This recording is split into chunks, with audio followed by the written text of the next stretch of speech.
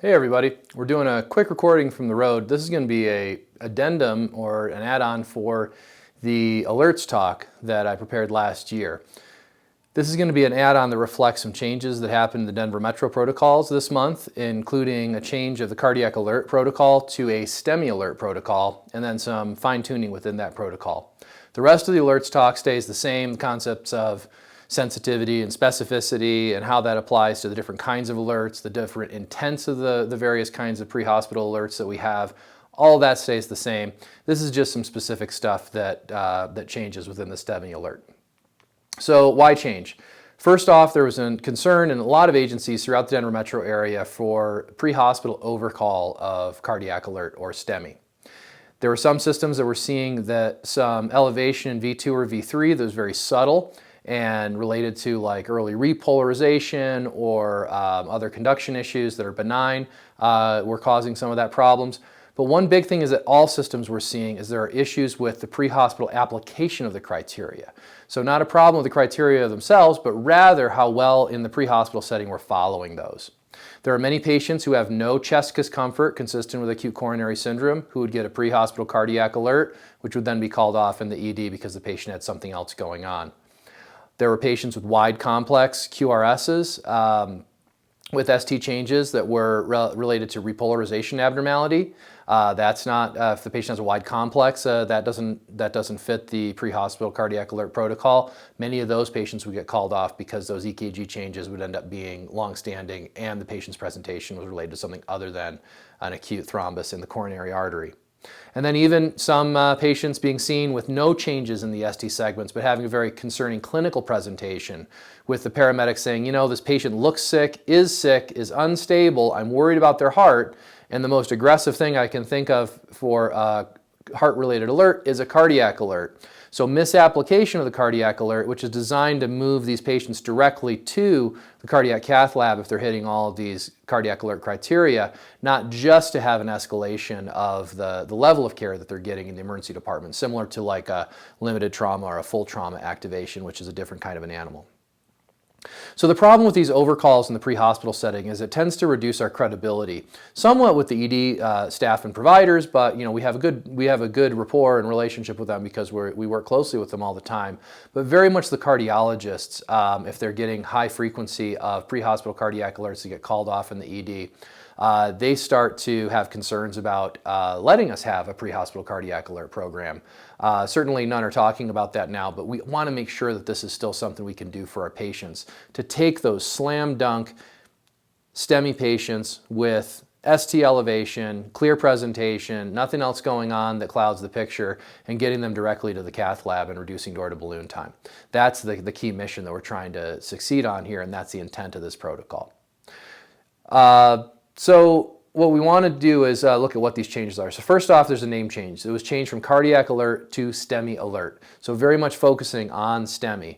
We want to be calling this on STEMIs, not NSTEMIs, not unstable angina, not other presentations that are concerning for cardiac issues. Also, what they did is they unified the criteria. So rather than having rule in and rule out criteria, all of these were put together into 4 rule in criteria. So the patient has to have all 4 of these to be a STEMI alert. They have to have chest discomfort consistent with acute coronary syndrome, first and foremost. If the patient's unconscious, if the patient can't tell you what's going on because of dementia or whatever else is happening, if they can't relate that, they don't meet criteria. The patient needs to have 12 lead 1 millimeter elevation in 2 contiguous leads, and then another addition that was added in is in V2 or V3, it requires 2 millimeters of ST elevation for a pre-hospital cardiac alert. The age requirement stays the same, 35 to 85, mainly because STEMI is very rare in patients under 35, and over 85 patients having a STEMI may not be good candidates for the cath lab for other reasons, or may not be good candidates for the post-cardiac cath rehab and other things that need to happen. And so the improvement in quality of life in the age over 85 may be lower, and so usually we do a cardiologist consultation on those before firing up the cath lab. And then the other thing is the patient has to have a narrow complex QRS. And that's really important because a wide complex QRS has a depolarization abnormality, which will frequently have a repolarization abnormality that will cause ST changes that may be unrelated to coronary artery perfusion. So those are the 4 things that the patient has to have. They have to hit all 4 to be a cardiac alert. Now that's not to say if a patient's hitting 3 out of 4, they're not sick, they're not unstable, they don't have the potential to decompensate, or that they may still need to go to the cath lab, but we're not going to activate the cath lab from the pre-hospital setting. We're going to warn the ED ahead of time. We're bringing in an unstable patient who has a concerning EKG and a concerning presentation, or if the patient is very concerning for an acute coronary syndrome or for STEMI but isn't quite meeting one of these criteria, a good example might be age, where we have a high-functioning 87-year-old who's hitting all the other wickets on this. Totally reasonable, and it's in the gray box there, to call and talk to the emergency physician for an override. Hey, this guy has clear symptoms, clear EKG changes, narrow complex EKG. He's outside of the age limit, but a high-functioning guy who would like to go to the cath lab. Would you guys like to override and do the cardiac alert? And then let them make that decision as we take care of the patient and get them safely to the emergency department, either lights and sirens or not, depending on what's appropriate for that patient, distance and other considerations. So what's the plan? Let's say the patient has no chest discomfort. Then it is not a STEMI alert. Still can be an emergent transport if the patient is unstable. Still can be a doc consult for an override. Still totally reasonable to request the doc be in the room when you get there to evaluate the EKG of the patient in the picture and make a call on activation of the cath lab.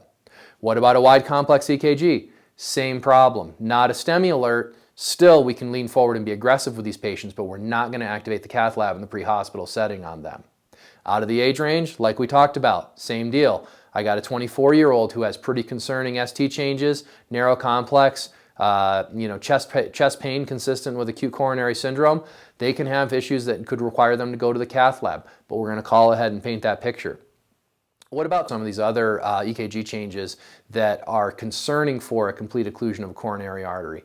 Same deal. I'm worried about this. I'm seeing these changes. We're not going to use the STEMI alert term and activate the cath lab, but rather we're going to go ahead and get that patient to the ED and get them seen emergent by the ED doc right away.